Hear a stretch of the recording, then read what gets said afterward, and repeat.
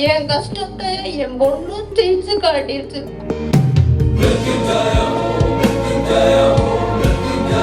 அக்கம் பக்கம் உள்ளவங்க எல்லாருமே ஒரு மாதிரியா பேசுவாங்க.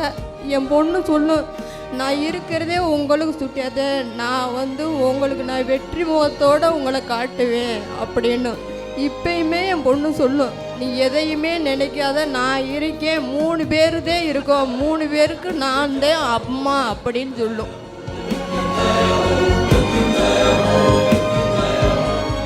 என் பொண்ணுக்கு ஏதாவது கோச்சிங் கிளாஸில் சேர்த்து விட்டா தான் வேலைக்கு போக முடியும் அப்படின்ற மாதிரி இருந்ததுனால தான் ஒரு நல்ல கோச்சிங் கிளாஸை சேர்க்கணும்னு சொல்லி தான் ரேஸில் சேர்த்தேன். சொன்ன மாதிரியே வின் பண்ணிடுச்சு.